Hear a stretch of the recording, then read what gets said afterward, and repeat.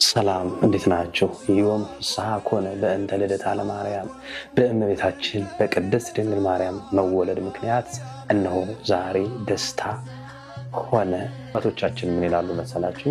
መሳቷ ጥሩ ሆነ ይላሉ። ለምን ሲባል ሔዋን ባትስት ኖሮ እመቤታችንን አናገኛትም ነበር። ስለዚህ ምን ያክል ለእመቤታችን ያላቸውን ፍቅር እየገለጹ እንደሆነ ማለትና እመቤታችን ለሰው ዘር በሙሉ ያደረገችው ውለታ የሚተመን አይደለም። በቃ የሚለካ አይደለም። በዚህ ልክ ብለን የምናስበው አይደለም። እሷ የዋለችልን ውለታ አዳም በሲኦል ሆኖ ተስፋ ያደርጋት የነበረ ነቢያት ለያየ ምሳሌ እየሰጡ ሲመስሏት ተስፋም ሲያደርጓት የነበረ ነቢዩ ኢሳይያስ ለሰዎች ዘር እሷን ባያስቀረን ኑሮ እንደ ሰዶም በሆን ገሞራን በመሰልን ነበር ብሎ እንደተናገረ ሁሉ ቤታችን ቅድስት ድንግል ማርያም ንጽሕት ዘር መገኘቷ የኛ የሰው ልጆች የድነታችን መከናወን ምክንያት ሆናለች።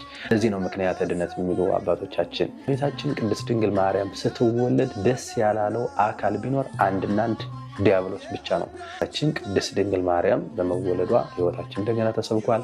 እርሷ በመወለዷ ታሪክ ተቀይሯል። እርሷ በመወለዷ የዓለም ታሪክ እንደገና ተገልብጦ ተሰርቷል እና ቤታችን ብዙ ነው የእሷ ውለታ። በረከቷ፣ ፍቅሯ፣ አማላጅነቷ፣ ረድኤቷ በልባችን ጸንቶ